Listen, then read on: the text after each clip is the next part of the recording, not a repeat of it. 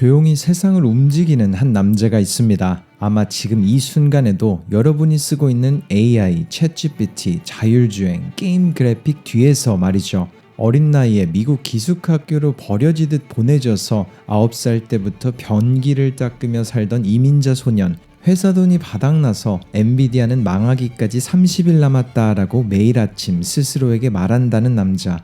그 소년이 바로 지금 세계에서 가장 뜨거운 회사 엔비디아의 CEO 젠슨 황입니다. 오늘 영상에서는 칼싸움이 나던 기숙사에서 시작해 테스트도 못한 칩에 올인해서 회사를 살려내고 2개의 그래픽카드로 시작된 딥러닝 혁명이 어떻게 지금의 AI 시대 그리고 엔비디아 제국을 만든 건지, 그리고 성공이 아니라 실패에 대한 공포가 자신을 움직이게 한다고 말하는 그의 진짜 속마음까지 모두 이야기해 보려고 합니다. 젠슨 황은 대만에서 태어났습니다. 아버지는 화학 엔지니어였고 정유공장과 섬유공장을 설계하는 일을 하셨습니다. 아버지의 일 때문에 가족들은 어린 시절 태국 방콕으로 이사를 가게 돼요.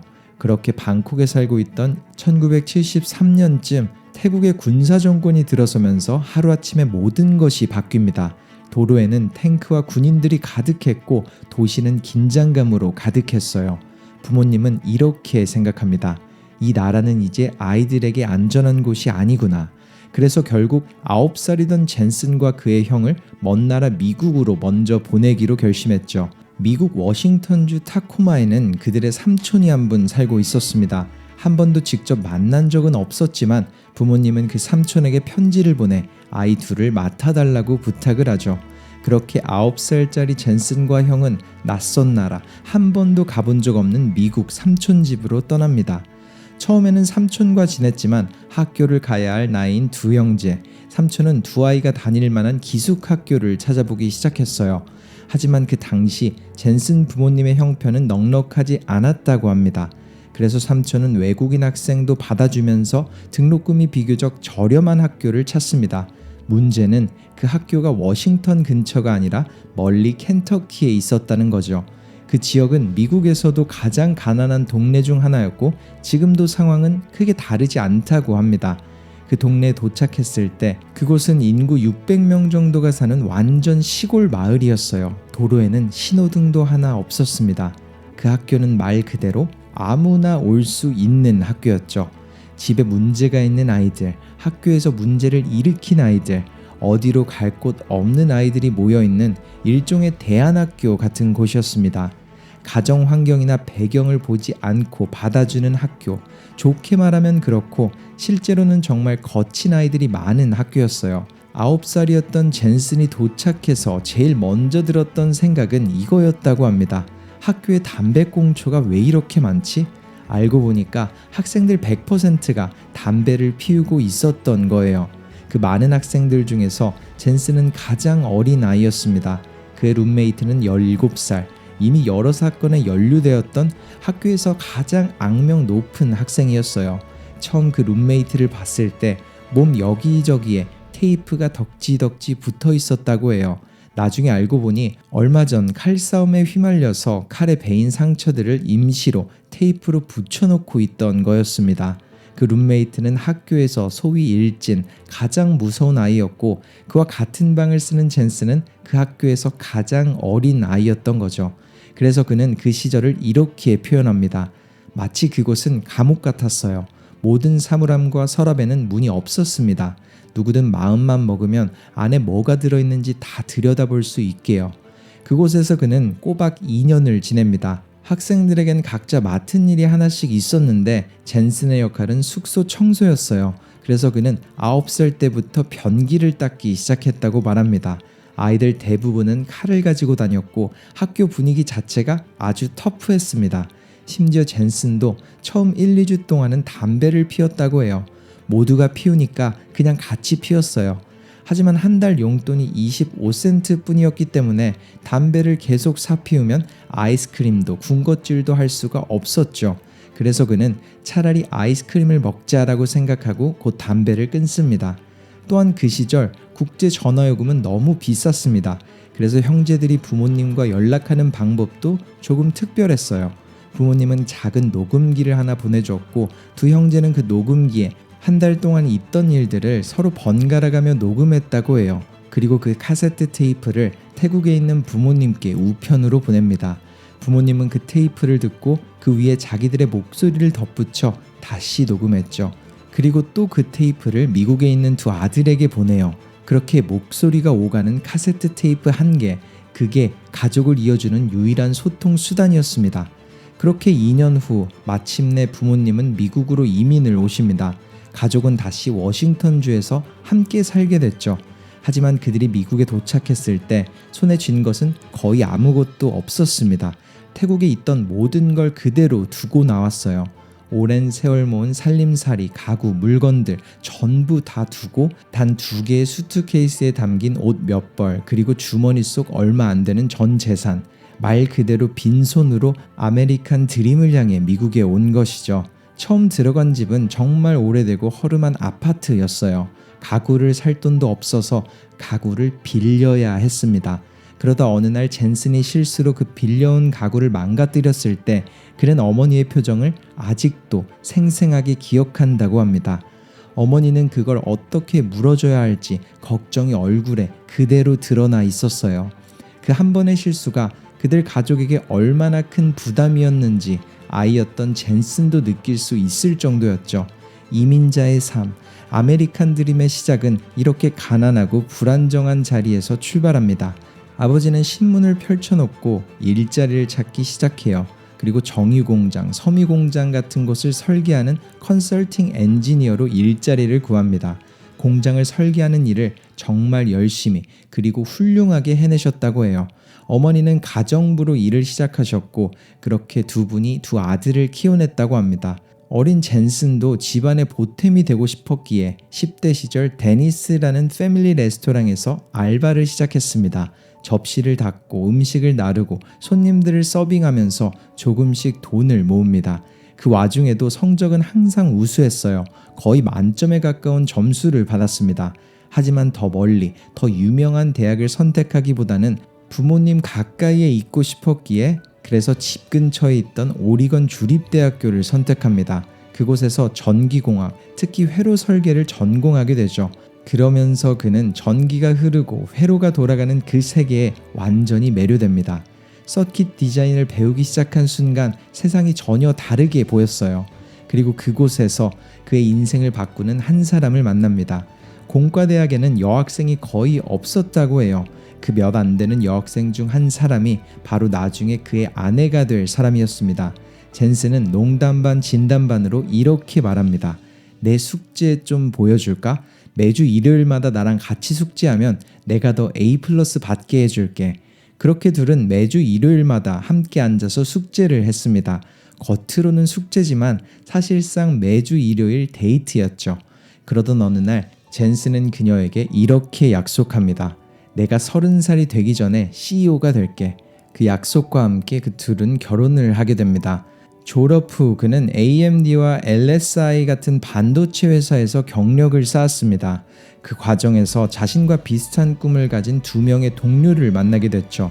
그러던 어느 날 10대 시절 알바했던 바로 그 레스토랑 데니스의 한 부스에 세 사람이 함께 앉아서 이런 이야기를 시작합니다. 우리 회사 하나 만들어 볼까? 그 자리에서 나온 아이디어가 바로 게이밍 칩을 만드는 회사 엔비디아의 시작입니다. 엔비디아는 1993년에 설립됩니다. 그들이 처음으로 던진 질문은 아주 단순했어요. 그들은 완전히 새로운 컴퓨팅 설계 기반을 만들고 싶었습니다. 일반적인 컴퓨터로는 풀 수 없는 문제를 풀어낼 수 있는 새로운 종류의 컴퓨터 칩을 말이죠. 이 방향으로 회사를 설계했기 때문에 냉정하게 보면 엔비디아는 성공 가능성이 거의 제로에 가까운 회사였습니다. 왜냐하면 그때 세상에 있던 대부분의 어플리케이션은 이미 기존 컴퓨터에서 충분히 잘 돌아가고 있었기 때문이에요.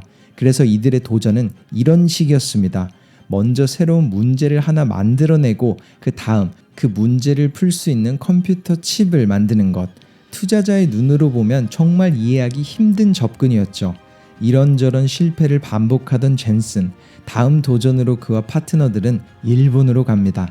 오락실에 있는 아케이드 게임 머신을 만들던 세가 같은 회사들을 직접 찾아갔죠.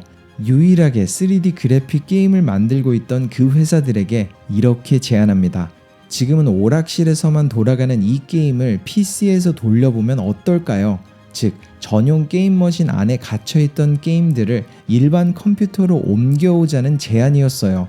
대신 그 PC에서 3D 게임을 돌릴 수 있게 해주는 칩을 엔비디아가 만들어주겠다고 약속합니다. 그리고 그 대가로 그들의 콘솔 머신 안에 들어갈 칩도 엔비디아가 맡아서 만들기로 해요. 그게 바로 엔비디아의 첫 번째 큰 파트너십이자 진짜 시작이었습니다. 하지만 1, 2년이 지나고 그들은 아주 냉정한 진실을 깨닫게 됩니다. 우리가 가고 있는 방향이 완전히 틀렸구나. 1995년 무렵 엔비디아는 이 그래픽 칩 시장에 가장 먼저 뛰어든 회사였습니다. 하지만 시간이 갈수록 수많은 경쟁사가 생겼고 그들 대부분은 올바른 방향으로 빠르게 나아가고 있었어요. 그때 엔비디아는 이렇게 깨달았다고 해요. 다른 회사들은 제대로 된 방향으로 가고 있는데 우리만 반대로 가고 있구나. 게다가 회사 돈은 거의 바닥이 나 있었고 세가와 약속한 콘솔용 칩은 아직 완성되지 않은 상태였습니다. 이대로라면 엔비디아는 조용히 사라질 운명이었죠. 그래서 젠슨은 직접 세가를 찾아갑니다.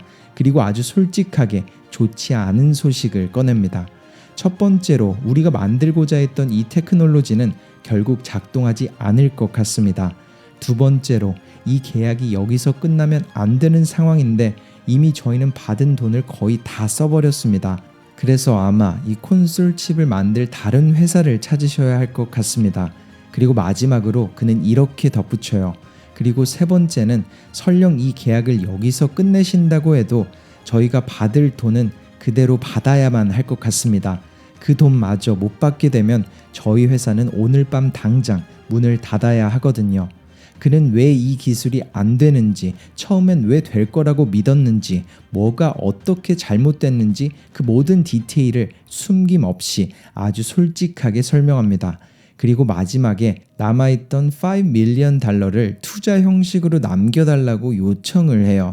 그러자 세가 쪽에서 이렇게 말했다고 합니다. 제가 이 돈을 투자한다고 해도 당신 회사는 금방 부도가 날 것 같은데요. 그 말은 사실이었습니다. 그 당시에 $5 밀리언이라는 돈은 엄청나게 큰 돈이었고 다른 수많은 회사들은 이미 정답에 가까운 방향으로 잘 나아가고 있었기 때문에 엔비디아에 남아있던 성공 확률은 사실상 제로에 가까웠습니다. 젠슨은 그때를 떠올리며 말합니다. 제가 만약 그의 입장이었어도 투자하지 않았을 겁니다. 승산이 전혀 없는 게임이었으니까요. 잃을 게 훨씬 더 분명한 베팅이었거든요. 그래서 젠슨은 투자해주지 않더라도 완전히 이해한다고 말했다고 해요. 그런데 이틀 정도의 시간이 지나고 그는 의외의 답을 듣습니다. 일단 한번 해보세요. 그 한마디가 엔비디아에게 마지막 기회를 줍니다. 그 돈으로 그는 대부분의 인력을 정리하고 다시 거의 제로에서 시작합니다. 서점에서 $60짜리 교과서를 3개 사와서 3명의 핵심 엔지니어에게 나눠줬다고 해요. 처음부터 다시 공부합시다. 지금 세상에 가장 가치 있는 걸 배우고 아무도 시도해보지 않은 방식으로 다시 접근해봅시다. 엔비디아 방식으로 완전히 새롭게 만들어보죠. 그들은 한 가지에만 집중합니다. 비디오 게임. 다른 건 다 내려놓고 오직 비디오 게임 하나에만 초점을 맞춰요. 그래서 완전히 새로운 설계 방식으로 엔비디아만의 GPU를 만들기 시작했습니다. 그런데도 여전히 돈은 턱없이 부족했다고 해요. TSMC에 시제품 칩을 보내고 다시 받아서 테스트하고 버그를 고쳐 또 보내고 이 정상적인 개발 사이클을 돌리기에는 시간도 자금도 부족했어요. 그러던 중 그들은 에뮬레이터 머신이란 것을 알게 됩니다. 실제 공장에 칩을 찍어 보내지 않고도 가상의 칩을 만들어 테스트할 수 있는 기계였죠. 문제는 그 가격이었습니다. 그 기계 한 대 값이 남아있던 자금의 절반이었거든요. 그럼에도 그는 전화를 걸어 말합니다. 그 기계를 사고 싶습니다. 돌아오는 대답은 이랬어요. 고객이 없어서 우리 회사는 이미 부도가 났습니다. 하지만 창고 어딘가에 딱 한 대 남아있던 재고가 있었고 엔비디아는 그 마지막 한 대를 사옵니다. 그 회사는 완전히 문을 닫고 엔비디아는 그 에뮬레이터로 가상의 칩을 만들기 시작해요. 설계와 시뮬레이션이 끝난 뒤 젠슨은 TSMC에 전화를 걸어 이렇게 말합니다. 저희에겐 많은 고객이 있습니다. 실제로는 단 한 명뿐이었지만요. 이 칩을 바로 양산해 주세요. 저는 이게 작동할 거라고 믿습니다. TSMC는 이렇게 말렸다고 해요. 아무도 이렇게 시도한 적이 없습니다. 첫 설계 버전이 그대로 작동한 적은 단 한 번도 없었고 최종 제품을 보지도 않은 상태에서 바로 양산에 들어가는 경우는 더더욱 없었습니다. 하지만 젠슨에게는 선택지가 없었어요. 그때 칩을 양산하지 않으면 엔비디아는 부도가 날 게 분명했으니까요. 그에게 남아있던 건 딱 한 번의 생산 기회, 한 번의 샷뿐이었습니다. 결국 TSMC는 그의 결정을 받아들입니다. 그리고 첫 번째 칩이 공장에서 나왔죠. 믿기 어렵게도 그 칩은 한 번에 제대로 작동했어요. 그리고 PC를 비디오 게임 콘솔로 바꾸어 버린 혁명적인 제품이 됩니다. 마침 그때 둠과 퀘이크 같은 게임들이 전 세계적으로 폭발적인 인기를 끌기 시작했고 그 결과로 엔비디아는 말 그대로 대박을 마주하게 되죠. 제로에서 시가총액 10억 달러까지 역사상 가장 빠른 속도로 그 구간을 돌파한 기업 중 하나가 됩니다. 나중에 알고 보니 그 당시 5밀리언을 맡겼던 쪽은 이렇게 말했다고 해요. 젠슨은 어렸지만 내가 좋아하는 타입의 사람이었어. 만약 그가 엔비디아 주식을 지금까지 들고 있었다면 그 60억 정도의 투자금은 1경을 넘는 숫자가 되어 있었을 겁니다. 하지만 그들은 엔비디아가 상장을 하자마자 지분 대부분을 팔아버렸습니다. 그것만으로도 그들에겐 충분히 기적 같은 수익이었기 때문이에요. 실제로도 기적 같은 이야기입니다. 완전히 망하기 직전 테스트도 제대로 하지 못한 채 런칭한 단 하나의 칩. 그 칩이 지금의 엔비디아를 만든 출발점이 되었으니까요. 그 후에도 그는 수많은 성공과 수많은 실패를 반복하며 새로운 칩들을 만들어 갑니다. 그리고 또 한 번의 도약이 찾아오죠.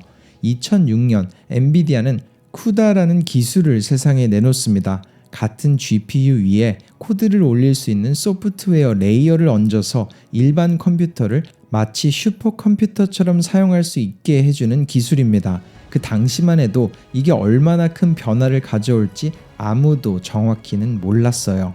그리고 2012년 캐나다 토론토에서 2명의 대학원생과 1명의 교수가 알렉스 넷이라는 이미지 분류 모델을 만듭니다.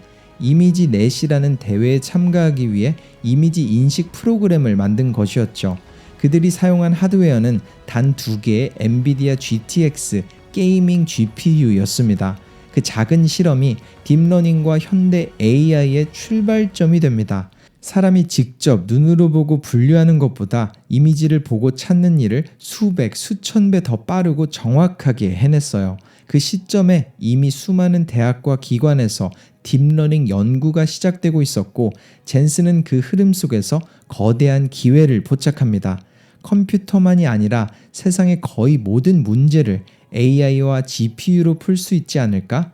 Unsupervised AI Learning, 컴퓨터가 스스로 배우는 딥러닝 시스템, 그리고 그것은 엄청나게 큰 규모로 확장 가능한 구조였습니다. 처음에는 엔비디아 내부에서도 이 방향에 대해 확신이 없던 사람들도 있었어요. 하지만 한 직원이 강하게 이 방향을 설득했고 젠슨은 일주일 동안 관련 논문과 자료를 미친 듯이 읽습니다. 그리고 그는 이 기회를 이렇게 정의해요. Once in a lifetime opportunity. 인생에 단 한 번 올까 말까한 기회입니다.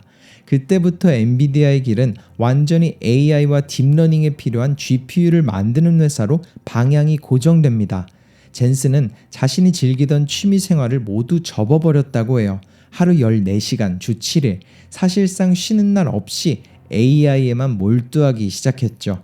2015년 엔비디아는 DGX-1이라는 슈퍼컴퓨터를 내놓습니다. 수조 원에 달하는 투자가 들어간 AI 연구 전용 슈퍼컴퓨터였죠. 하지만 처음 이 제품을 기꺼이 받아들인 곳은 단 한 곳뿐이었습니다. 바로 일론 머스크가 후원하던 비영리 AI 연구 조직. 젠슨은 그들에게 직접 DGX-1을 배달해 줍니다.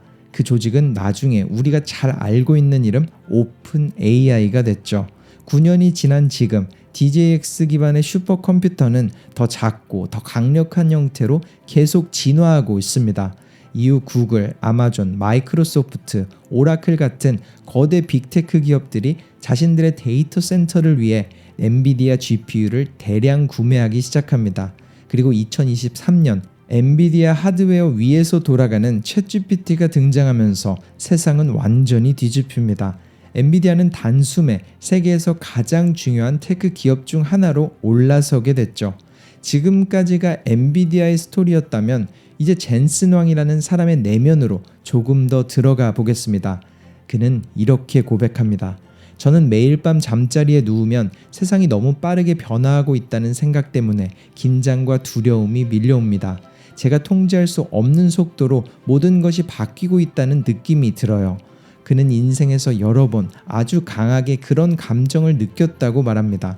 그리고 바로 그 힘든 시기들 속에서 그는 몇 가지 레슨들을 배우게 돼요.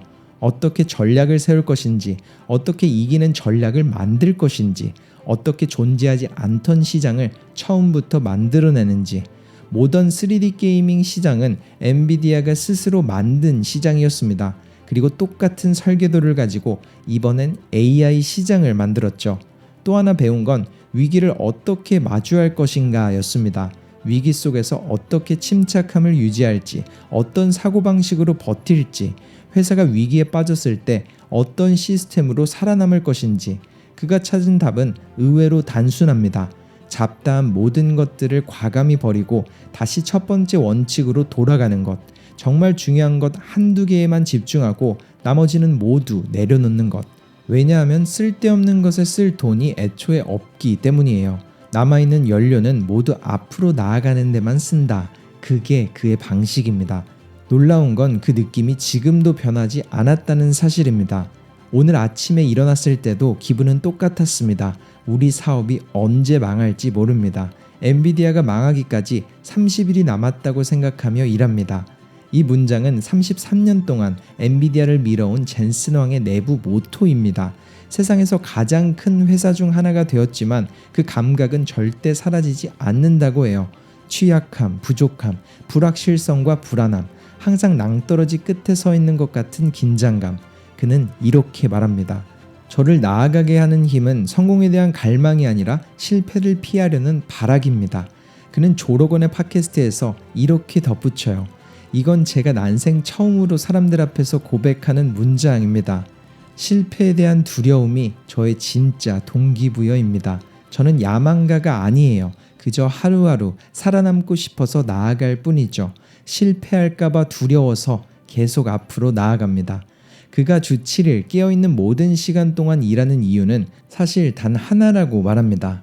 이 원동력이 언제까지 갈지는 모릅니다. 다음 주에 갑자기 끝나버려도 이상하지 않을 거예요. 저는 항상 지쳐있고 항상 긴장 속에서 살아갑니다. 하지만 이 이야기를 듣고 나면 우리는 깨닫게 됩니다. 화려한 동기부여 문장보다, 멋진 명언이나 강연보다 진짜 사람을 앞으로 밀어붙이는 힘은 가끔 이런 원초적인 두려움일 수 있다는 것을요. 세상 사람들은 흔히 이렇게 생각합니다. 성공한 사람들은 운이 좋아서 좋은 자리에 좋은 기회 앞에 딱 맞게 준비된 상태로 서 있었겠지. 그 사람들은 나와는 다른 특별한 머리와 능력을 가진 사람이야. 하지만 젠슨 왕의 이야기는 그 생각이 꼭 맞는 건 아니라는 걸 보여줍니다. 그는 처음부터 자기가 뭘 하고 있는지 정확히 알고 시작한 사람이 아니었어요. 심지어 처음 몇 년은 완전히 틀린 방향으로 회사를 끌고 가고 있었죠. 그래서 그는 이런 비유를 합니다. 저는 공을 글러브 정 가운데서 깔끔하게 잡은 사람이 아닙니다. 누군가의 헬멧에 맞고 튀어나온 공이 우연히 글러브 끝에 걸려서 겨우 잡힌 것에 더 가깝죠.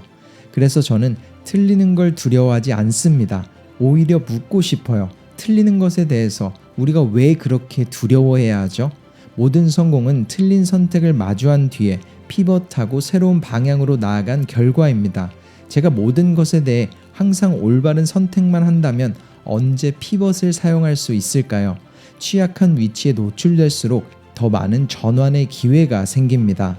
즉 기회를 찾기 위한 첫 번째 통과 의례는 반드시 틀리는 것입니다. 그래서 저는 틀리는 걸 두려워하지 않으려고 합니다. 그의 첫 번째 규칙은 이렇게 정리할 수 있습니다. 왜 이 일이 일어났는지 계속해서 스스로에게 질문하는 것. 어제의 나는 틀렸던 건가? 오늘의 나도 여전히 이 생각이 맞다고 믿는가? 머지않아 이 생각은 바뀌게 될까? 지금의 상태가 내가 생각하는 것보다 더 나쁜 건 아닐까? 심지어 그에게는 수많은 경쟁자가 있습니다. 그는 이렇게 말했죠. 제 경쟁자들은 한 방향이 아니라 모든 방향에서 지금 이 순간에도 엄청난 속도로 다가오고 있습니다. 미래를 직접 만들어가야 하는 그의 입장에서는 수백만, 수십억 가지의 가능성 중에서 항상 정답만 고를 수가 없어요. 그래서 그는 틀렸다는 걸 인정한 뒤에도 멈추지 않고 그 속에서 새로운 성공의 실마리를 찾고 전략을 바꾸어 나아가야 한다고 말합니다. 그는 그 상태를 파도에 비유해요. 파도는 절대 완벽하게 예측할 수 없습니다. 우리가 할 수 있는 건 지금 눈앞에 온 그 파도를 타는 것 뿐이에요. 파도의 속도와 세기에 맞춰 계속 자세를 바꾸어 가면서 넘어지지 않고 버티는 것. 그게 그가 말하는 경영자의 역할입니다. 젠슨 왕은 세계에서 가장 오랫동안 같은 테크 회사의 CEO 자리에 남아있는 사람 중 한 명입니다.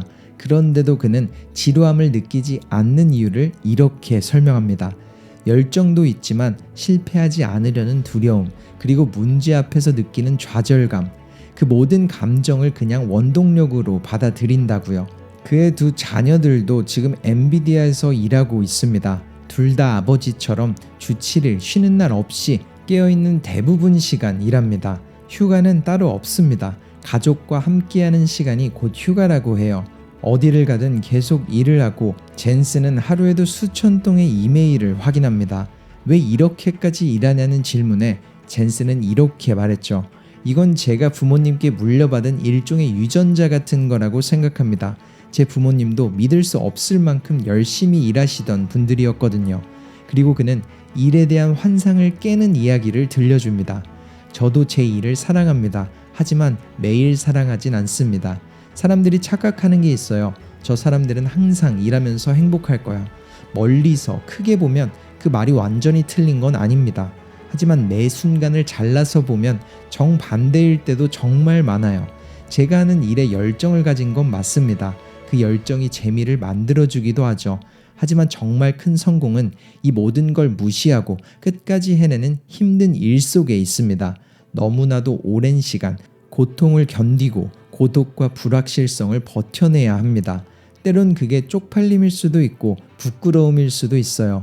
하지만 우리가 피하려고만 하는 그 감정들이 무언가를 만들게 하는 힘이 되기도 합니다. 아마 일론 머스크도 똑같은 말을 할 겁니다. 무언가를 창조한다는 것은 원래 그런 일이니까요. 처음엔 사람들은 믿지 않습니다. 그리고 대부분의 사람들은 성공에 이런 부분이 있다는 걸 알지 못합니다. 성공에는 반드시 지나가야 하는 통과 의례가 있는데 열정이 생기기 전에 찾아오는 그 힘든 시간이란 걸 잘 모르는 거죠. 그래서 우리는 항상 행복하진 않습니다. 멀리서 크게 보면 행복한 사람처럼 보일지 몰라도 이 과정을 조각조각 나누어 보면 결코 늘 재밌고 늘 행복한 건 아닙니다. 세상을 바꾸기 위해 견뎌야 하는 무게는 아마 이런 종류의 무게가 아닐까 싶습니다. 그리고 그런 끔찍한 감정들이 있었기에 성공 이후의 순간이 훨씬 더 소중하고 감사하게 느껴지기도 해요. 그때 우리는 자신이 정말 자랑스러워집니다. 마지막으로 그는 자신의 인생을 이렇게 정리합니다. 저는 정말 멋진 인생을 살았습니다. 이제는 유명한 대학원에 가야지만 성공할 수 있는 시대가 아닙니다. 그저 계속해서 노를 저으면 됩니다. 하는 만큼 보상받을 수 있는 시대가 왔어요. 단지 올라갈 용기만 있으면 됩니다. 기회는 여러 곳에 있으니까요. 물론 운이 필요 없다는 말은 아닙니다. 많은 사람들의 축복과 도움도 필요하죠. 하지만 당신이 진짜로 믿는 게 있다면 그걸 쫓아야 합니다. 쫓지 않는 꿈은 그저 망상으로 남을 테니까요. 이게 가난한 이민자 소년에서 세계에서 가장 영향력 있는 기술 기업의 CEO가 되기까지 수없이 틀리고 수없이 불안해하고 수없이 피벗하면서 걸어온 엔비디아 창업자 젠슨 황의 이야기였습니다. 여러분은 이 영상에서 이 메시지에서 어떤 점을 느끼셨나요? 여러분이 느끼신 인사이트를 댓글로 남겨주세요. 그리고 소중한 주변 사람에게, 나아가고 있는 그 사람에게 이 메시지를 꼭 들려주세요. 감사합니다. 혹시 지금 끝이 보이지 않는 고민의 터널을 홀로 걷고 있나요? 괜찮습니다. 당신은 실패하고 있는 것이 아니라 세상에서 가장 단단하고 아름다운 당신만의 서사를 벼려내는 중입니다. 모두의 하루는 다르게 채워집니다. 각자에게 주어진 수많은 길 중에서 여기저기 서성이며 어느 길이 내 길인지, 그 끝에 내가 원하던 삶이 있을지 그렇게 한참을 고민하고 의심하곤 하죠. 그래서 미리 가본 사람들의 이야기를 듣고 조금이나마 용기를 가져보려는 건지도 모릅니다. 하지만 만약 여러분이 가는 모든 길이, 내리는 모든 발걸음만큼 여러분의 땅이 될 거라면 어떨까요? 내가 보내는 오늘의 선택들이 조금 더 가볍고 행복하지 않을까요? 이번 영상에서 나눠볼 주제는 바로 이 부분에 관한 고찰입니다. 17억의 빚을 가지고 시작한 청년에서 연매출 100억 CEO가 된 김상현 작가. 그는 다른 누구도 아닌 자신 앞에서 다시 떳떳한 삶을 마주할 때까지 고민과 걱정, 생각, 그리고 끊임없이 자신에게 물었던 질문들을 헤맨 만큼 내 땅이다 라는 에세이에 담았습니다. 그는 이렇게 말했죠. 세상은 정답을 향해 달려가라고 하는데 제 손에 쥐어진 것은 안개 같은 막막함 뿐이었습니다. 이 책에는 그 막막함 속에서 길을 잃고 넘어지고 기꺼이 헤매었던 저의 이야기가 담겨 있습니다. 그리고 이제는 압니다. 헤매고 방황했던 그 모든 길이 결국은 나의 땅이 되었듯 이 순간 자체가 내가 원하던 여정이란 걸 말이죠. 당신이 스스로 답을 찾아갈 수 있도록 제가 먼저 겪었던 실수와 깨달음, 그리고 비틀거렸던 걸음들을 용기 내어 보여드리려 합니다. 왜냐하면 헤맨 시간은 헛되이 흩어지지 않고 결국 삶을 지탱하는 자신만의 땅이 되니까요. 이런 메시지를 남긴 저자, 실제로 카페를 연다며 사업가가 되었을 때도, 글을 좋아했기에 작가로 나섰을 때도 주변의 시선은 환영이 아닌 차가운 의심에 가까웠다고 합니다. 하지만 시간이 지나면서 꾸준함으로 답하자 차가웠던 반응이 서서히 누그러지기 시작했다고 말했죠. 그리고 그 사이에 간극을 버틴 힘은 자신에게 물었던 나만의 질문들에서 시작했다고 해요. 그리고 그 시작점은 한 영화에서 마주한 아주 간단한 문장이었습니다. 하고 싶은 일을 하고 싶다. 나는 뭘 좋아하지? 물론 많은 분들이 무심코 한 번쯤은 생각해봤던 그런 문장일 거라 확신합니다. 하지만 진짜 중요한 건 그 일을 어떻게 찾아가는지, 그리고 어떻게 꾸준함으로 나아가는지, 즉 그 과정들을 담은 조언일 겁니다. 저자는 남들이 갔던 길이 아닌 새로운 방식으로 찾은 그 과정들을 4개의 단어로 요약합니다. 경험, 좋아함, 몰입, 사랑. 저는 정말 이 부분이 많은 분들의 막막함 속을 비춰줄 거라는 확신이 들었어요. 간단하게 저자의 말로 설명해보자면 첫 번째로 경험은 낯선 문을 여는 것에서부터 시작됩니다. 많은 이들이 하고 싶은 일이 없다고 말하지만 제 생각에 그건 경험이 부족해서일 가능성이 큽니다. 무엇에 웃고 무엇에 눈물 흘리는 사람인지 알려면 일단 해보는 수밖에 없습니다. 저의 경우엔 일단 부딪혀봐야 했습니다. 제가 정말 글쓰기를 좋아하는지, 사람들과 소통하는 일을 견딜 수 있는지. 경험은 그래서 소중합니다. 좋아함의 출입구는 늘 그렇게 예측 불가능한 경험으로 연결되어 있습니다. 그렇게 경험은 불쑥 예고 없이 두 번째인 좋아함의 감정을 싹 틔웁니다. 일단 좋아하게 되면 그 일은 돈이나 명예 같은 대가 없이도 계속하게 될 겁니다. 공모전에서 수십 번 떨어지고 70곳이 넘는 출판사에서 원고를 거절당했을 때도 저는 글을 썼습니다. 글이 좋아서, 써야 해서 그 일이 돈이 되지 않아도 괜찮았습니다. 그렇게 좋아하는 일을 반복하다 보면 어느 순간 시간이 증발하는 기묘한 체험을 하게 됩니다. 바로 세 번째, 몰입의 경지입니다. 빚더미에 앉아서도 글을 썼고 카페를 열겠다던 도면을 수십 번 그렸다 지우기를 반복했으며 책 한 권을 위해 팀원들과 매일 밤을 새웠습니다.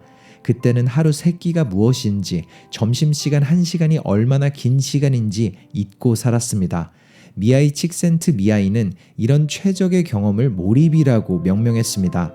몰입의 시간이 겹겹이 쌓이자 신기하게도 제 일에는 저만의 결이 생기기 시작했습니다.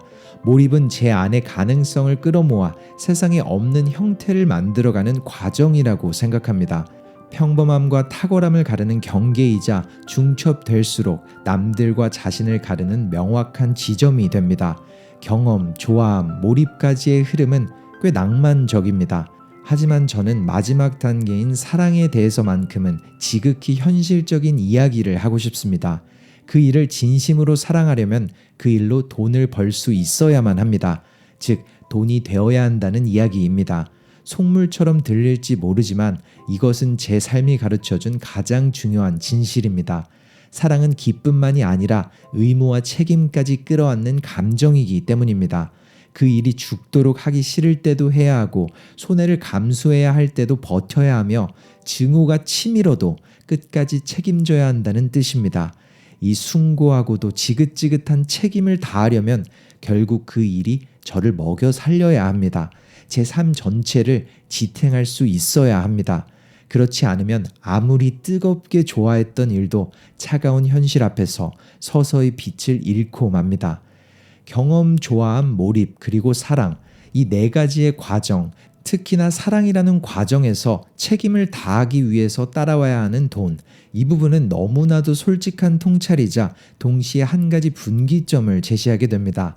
몰입할 만큼 좋아하는 일이 만약 돈이 되지 않는다면 사랑으로 끌고 가려 애쓰기보다는 소중한 감정을 지키기 위해 아름다운 취미로 남겨두라고 조언했죠.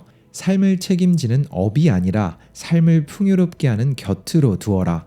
그리고 그때 삶이 윤택해지고 우리는 더 행복해질 수 있을 것이다. 저자는 그렇게 경험으로 문을 열고 좋아함으로 불을 붙이고 또 몰입으로 결을 만들어 사랑으로 생활을 책임지는 하고 싶은 일로 업을 삼았습니다. 이 과정이 앞길이 막막해 보이는 누군가에게 정말 귀중한 나침반이 될 것 같아요. 그리고 모두가 시작해야 할 진짜 자신만의 서사는 채워 넣는 일에 있다며 이렇게 말합니다.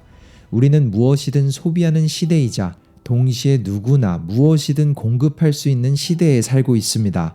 정보와 콘텐츠가 홍수처럼 밀려오는 이럴 때일수록 역설적으로 중요한 것이 바로 나라는 그릇을 의식적으로 채워 넣는 일입니다.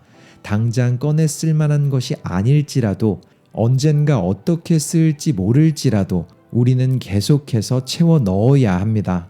기억과 인풋은 사라지는 것이 아니라 무의식의 창고에 차곡차곡 쌓이다가 어떤 결정적인 기점, 어떤 강렬한 자극과 만났을 때 펑 하고 터져나오며 새로운 조합을 만들어냅니다. 이것이 바로 창의성의 본질일 것입니다. 그러니 우리는 늘 좋은 것을 보고 듣고 먹고 마셔야 합니다.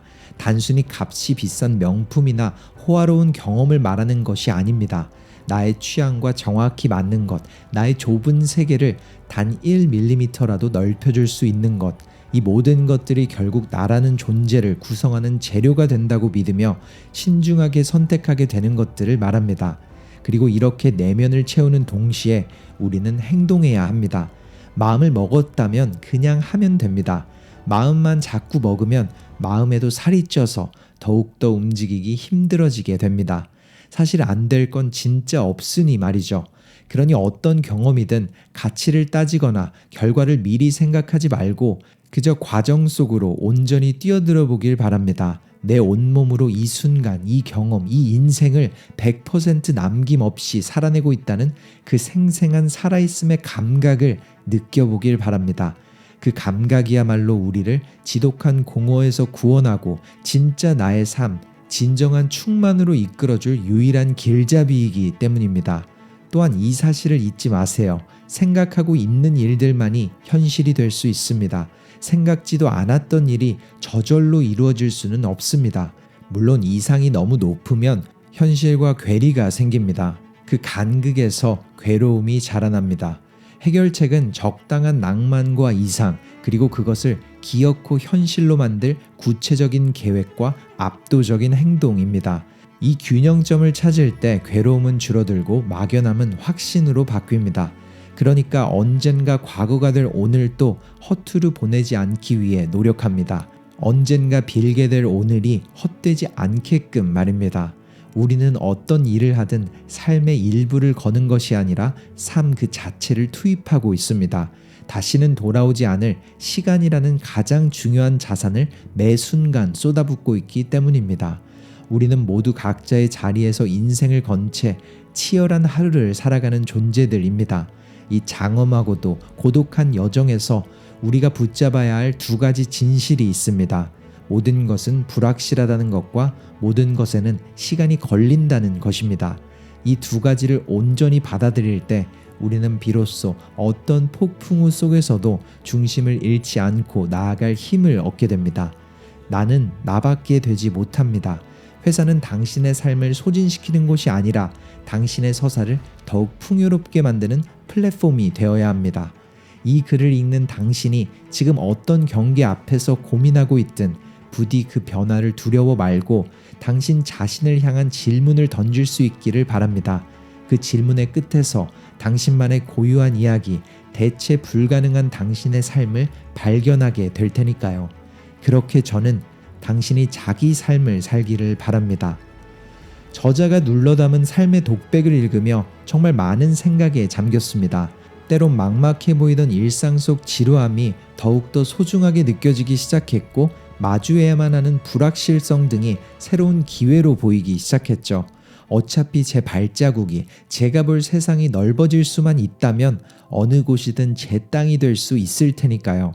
저자의 글은 나아가는 사람에게 그리고 나아가려는 사람에게 정답이 없는 세상에서 각자만의 답을 찾아가는 당신에게도 너무나도 필요한 메시지가 담겨 있습니다. 이번 영상이 저자가 남긴 에필로그에 남긴 글처럼 가장 긴 밤을 지나 우리의 낯을 열기 위해서 자신의 길 위 삶의 소중함을 손에 쥔 당신에게 위로와 확신을 선물하길 바랍니다. 감사합니다. 터닝포인트였습니다.